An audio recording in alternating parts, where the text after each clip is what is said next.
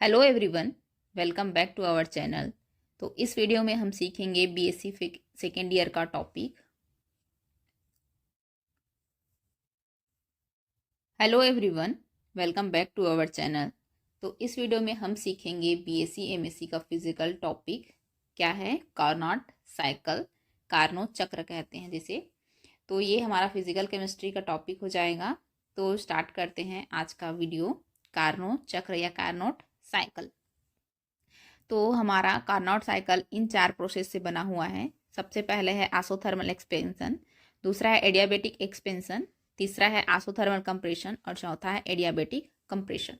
तो इस डायग्राम से हम आगे सीखेंगे कि किस तरीके से इन चारों प्रोसेस को कैसे डील करना है और इसके लिए वर्क डन किस तरीके से कैलकुलेट करना है। ठीक है, वर्क डन और क्या है हीट।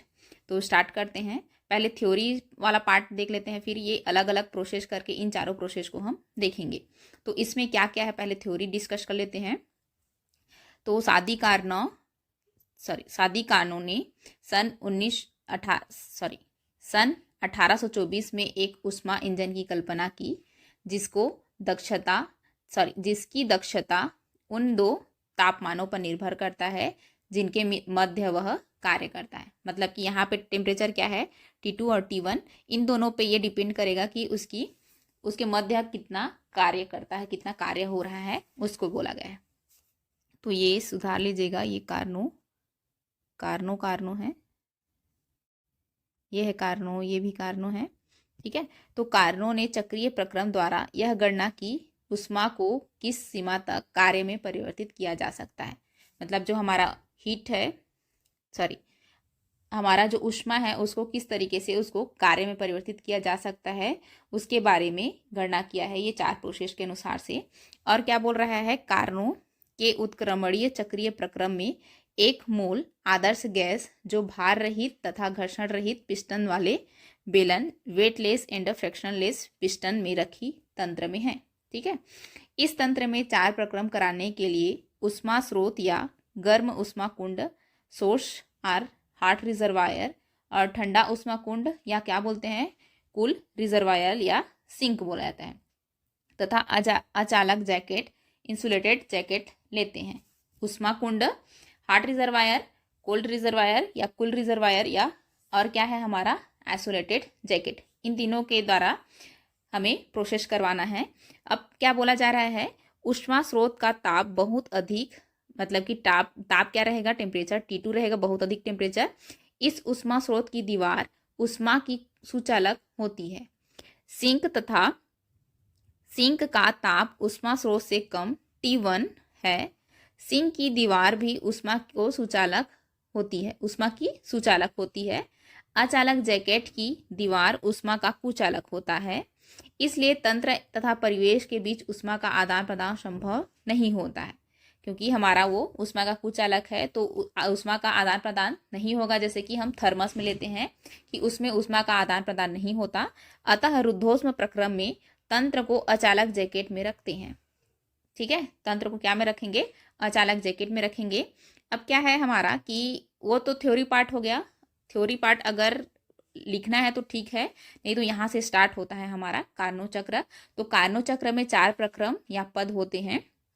थ्योरी पार्ट क्यों जानना है, क्योंकि हमें किस तरीके से कैसा प्रक्रम करवाना है वहाँ पे बता दिया गया है कि क्या क्या कुंड में रखना है, क्या हॉट रिजर्वायर है, क्या कूल रिजर्वायर है, और क्या इंसुलेटेड जैकेट है, और टेम्परेचर क्या है हमारा, अधिक टेम्परेचर है T2 और कम टेम्परेचर क्या है T1 है करके बताया गया है। ठीक है, तो कार्नो चक्र को 4 प्रक्रम या 4 पदों में बांटा गया है। पहला है आपका समतापी प्रसार या आइसोथर्मल एक्सपेंशन, दूसरा है रुद्धोष्म प्रसार या एडियाबेटिक एक्सपेंशन, तीसरा है समतापी संपीड़न या आइसोथर्मल कंप्रेशन, चौथा है रुद्धोष्म संपीड़न या एडियाबेटिक कंप्रेशन।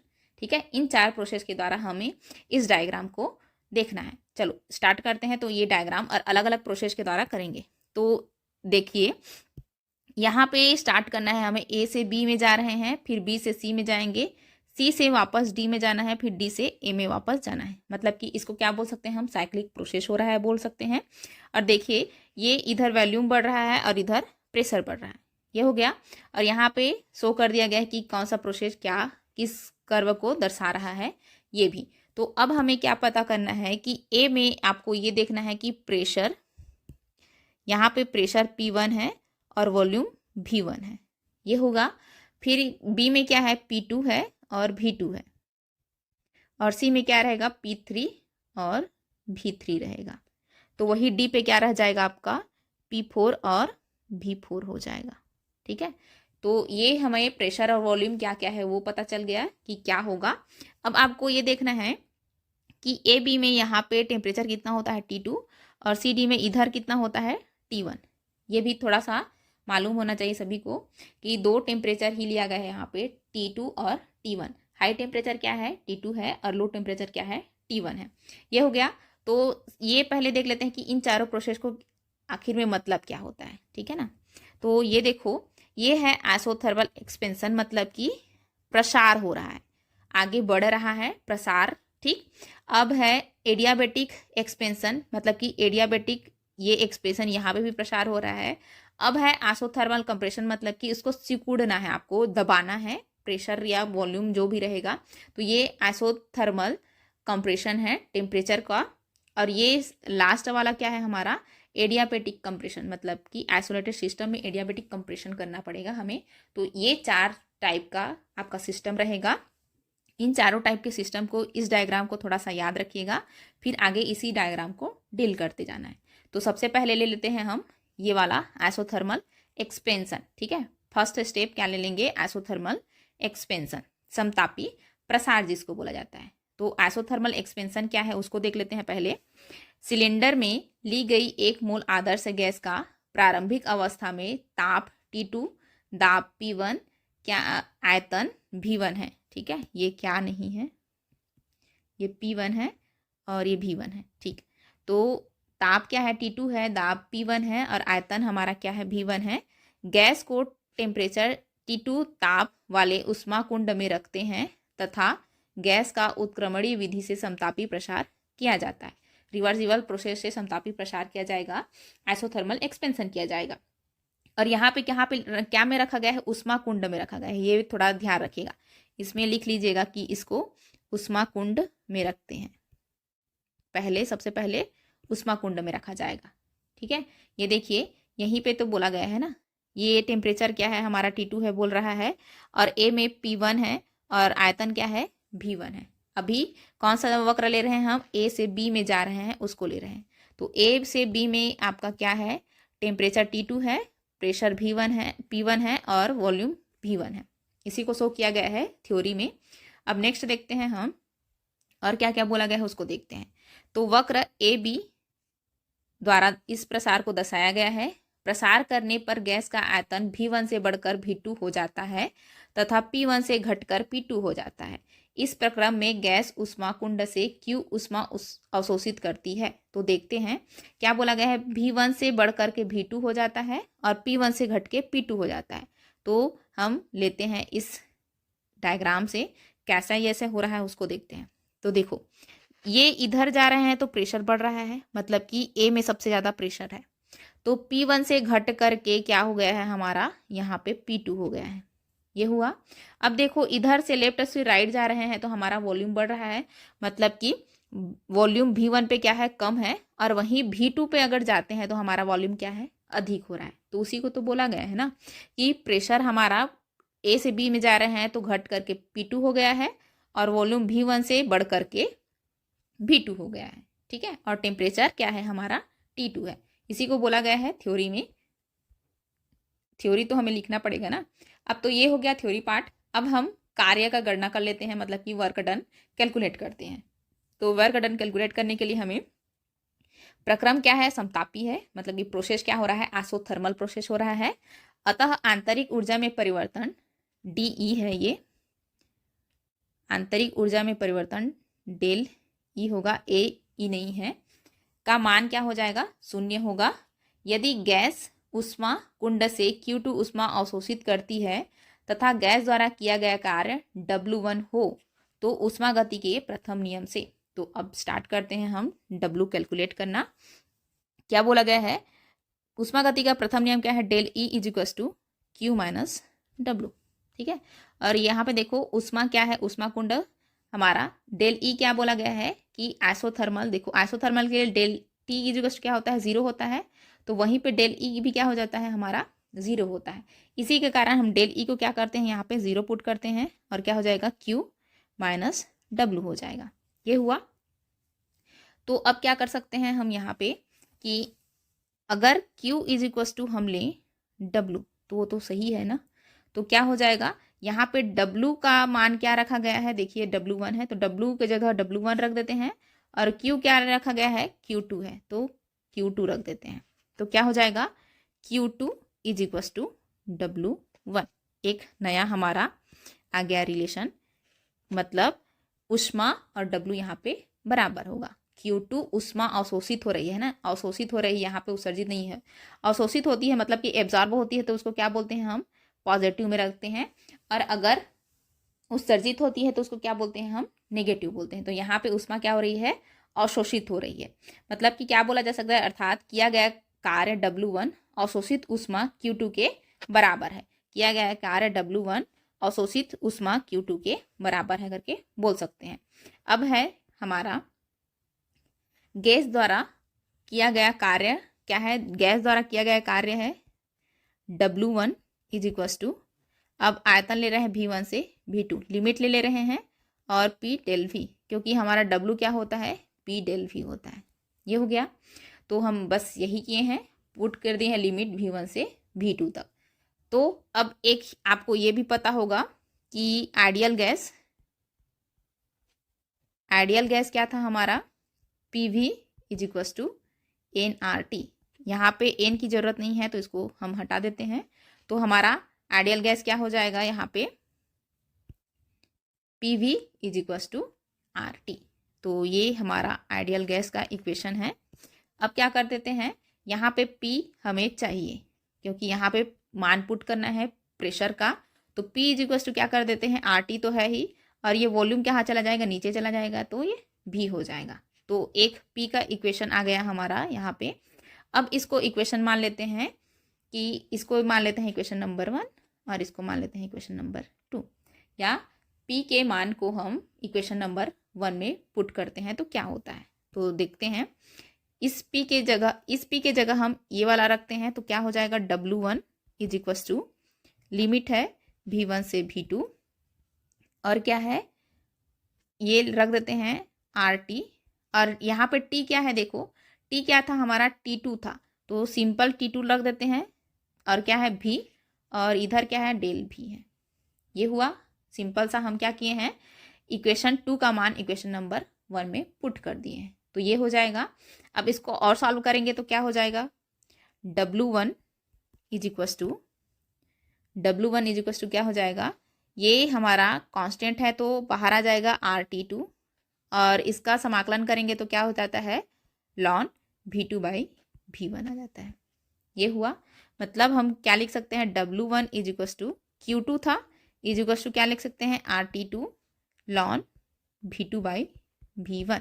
ये आ गया हमारा W का मान, वर्क डन का मान, किसके लिए, आइसोथर्मल एक्सपेंशन प्रोसेस के लिए या समतापी प्रसार के लिए W का मान आ गया। ठीक है, ये इसको मान लेते हैं इक्वेशन नंबर 3। अब नेक्स्ट सेकेंड स्टेप देखते हैं। सेकेंड स्टेप क्या है हमारा, रुद्धोष्म प्रसार है, एडियाबेटिक एक्सपेंशन है।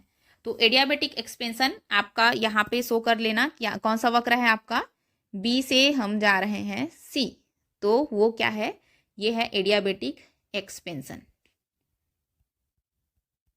ये है हमारा एडियाबेटिक एक्सपेंशन वक्र। तो हमें B से जाना है C में, ठीक है ना, B से किस में जाना है, C में है, तो ये है। तो B में क्या था, P2 और V2 था, और C में क्या था, P3 से P3 था और V3 था। तो अब इसमें अगर थ्योरी लिखना चाहें तो क्या रहेगा थ्योरी, कि ये हमारा प्रेशर क्या हो रहा है, इसमें कम हो रहा है, P2 से P3 में जा रहे हैं तो प्रेशर कम हो रहा है, और वॉल्यूम देखो, वॉल्यूम V2 से V3 में जा रहे हैं तो वो ज़्यादा हो रहा है। अगर इसको मिलाएं तो वॉल्यूम V2 यहाँ रहेगा और V3 यहाँ पर रहेगा, तो ये V2 से V3 में जा रहे हैं तो ये वॉल्यूम बढ़ा कि नहीं बढ़ा हमारा, तो यहाँ पे वॉल्यूम बढ़ रहा है और प्रेशर क्या हो रहा है, डिक्रीज हो रहा है, मतलब कि घट रहा है। ठीक है, ये हो गया। अब इसके लिए देखते हैं अगला थ्योरी तो यहाँ पे पढ़ लीजिएगा, ठीक है ना, क्योंकि वही बोला गया है कि बिंदु पर गैस, चलो स्टार्ट करते हैं। यहाँ पे बिंदु बी पर गैस का ताप T2, आयतन V2 तथा दाब P2 होता है। अब गैस का रुद्धोष्म में प्रसार किया जाता है जिससे गैस का आयतन बिंदु C पर V2 से बढ़कर V3, दाब P2 से घटकर P3, यहाँ पे P3 सुधार लीजिएगा, ये है हमारा P3, तथा ताप T2 से घट करके T1 हो जाता है। यहाँ पे T1 लिख लीजिएगा, T1 हो रहा है क्योंकि देखो ये T2 है इधर वाला और ये नीचे वाला क्या था हमारा T1 था, तो ये भी घट रहा है हमारा टेम्परेचर। तो इस प्रक्रम के लिए गैस को उष्मा कुंड से निकाल करके अचालक जैकेट में रख दिया जाता है।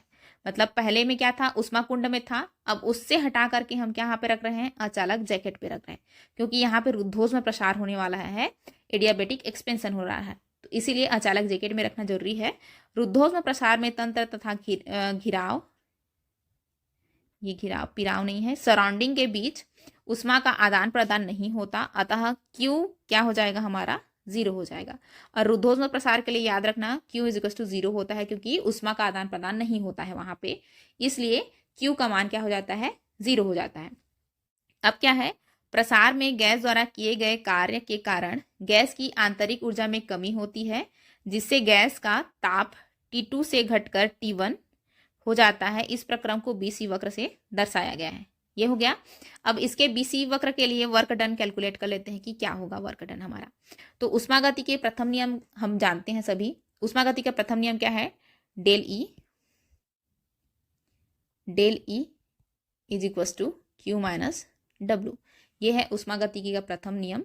तो इससे हम आगे करेंगे। रुद्धोष्म प्रसार के लिए Q = 0 होता है, ये अभी देखे हैं।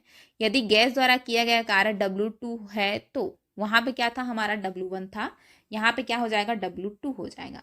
तो किया गया कार्य W2 = आंतरिक ऊर्जा में कमी माइनस डेल ई हो जाएगा, ये होगा। तो क्या लिख सकते हैं, W2 = माइनस डेल ई, क्योंकि कमी हो रही है। तो अब हम ये भी जानते हैं कि डेल ई = क्या होता है, हम फर्स्ट यूनिट में पढ़ चुके हैं, CVDT होता है। उष्माधारिता हीट कैपेसिटी में देखे थे ना, तो CVDT होता है। तो यहाँ पे WE का मान पुट कर देते हैं क्या होगा करके। तो W2 = क्या हो जाएगा हमारा, माइनस इसका मान पुट कर देते हैं CVDT। तो अब लिमिट लगा देते हैं इसमें। तो W2 = माइनस CV, आपका कांस्टेंट है, बाहर आ जाएगा। लिमिट कहाँ पे करना है, T2 से T1 करना है और डेल T करना है, ये हुआ। तो W2 = क्या आ जाएगा हमारा, माइनस CV, और अपर लिमिट माइनस, सॉरी ये upper limit minus lower limit आ जाएगा, ये होगा। तो अब और ये माइनस को हटाना है तो क्या करेंगे, W2 इन दोनों को आपस में एक्सचेंज कर देंगे तो माइनस हट जाएगा। तो CV = T2 माइनस T1 हो जाएगा। ये हमारा W2 कैलकुलेट हो गया, किसके लिए, एडियाबेटिक एक्सपेंशन के लिए। ये आ गया हमारा इक्वेशन, ठीक है।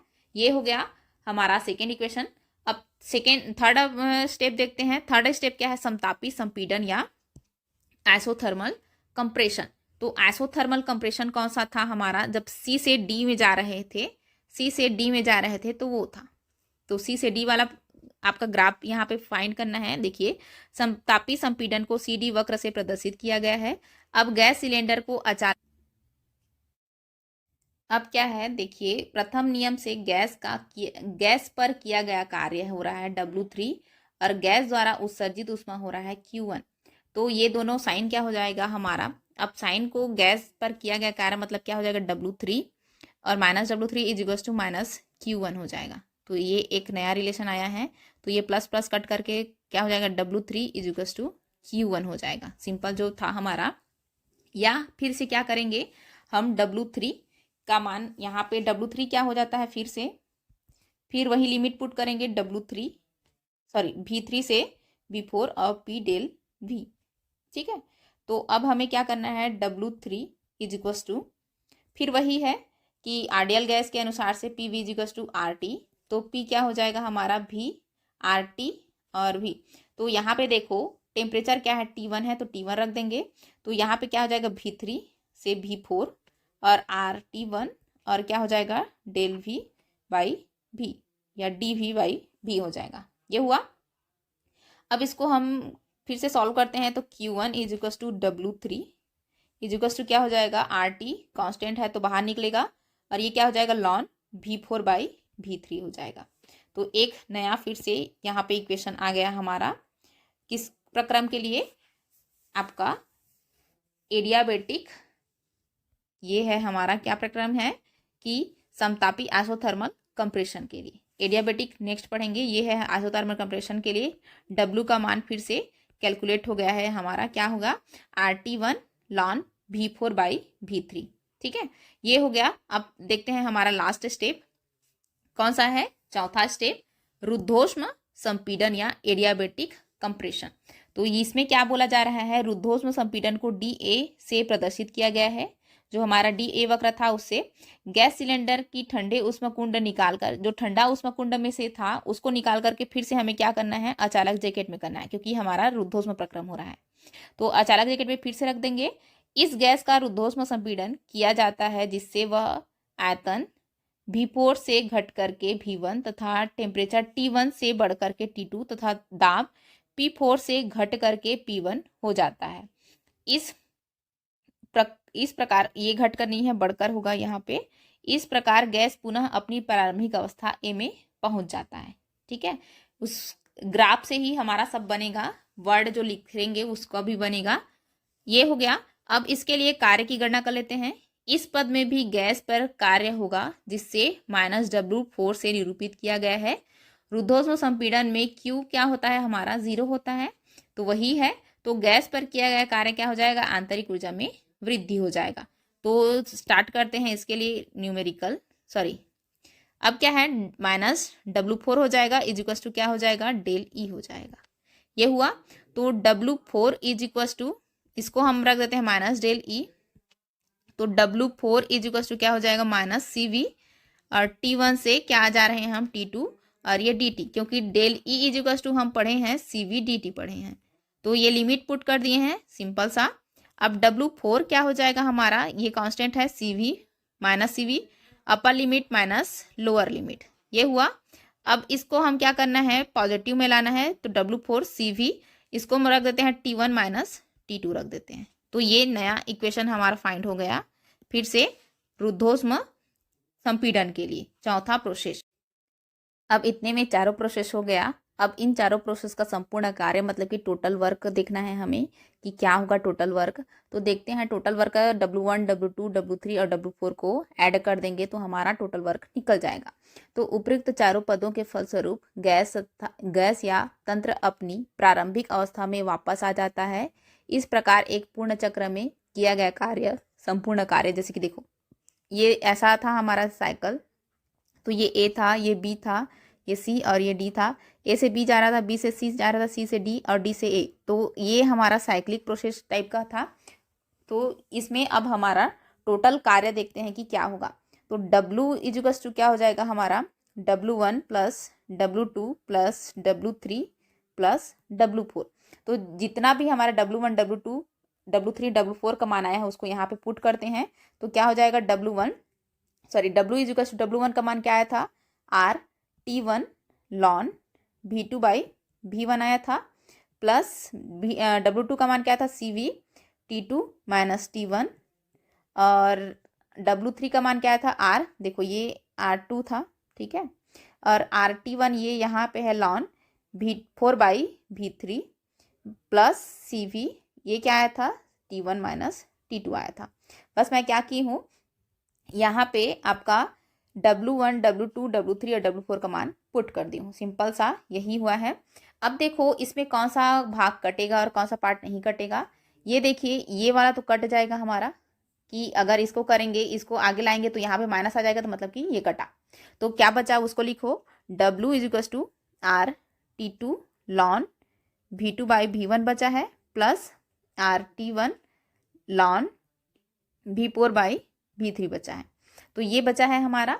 अब क्या कर सकते हैं, इसको अगर अलग लिखें, ठीक, कैसे लिखें, W इजिकल्स टू RT2 लॉन V2 by V1 plus sorry, यहाँ पे माइनस लिख देंगे। अगर कभी कभी ये माइनस भी लिखा रहता है ना, तो इसीलिए मैं यहाँ पे ये वाला भी लिख दे रही हूँ, RT ln V3/V4।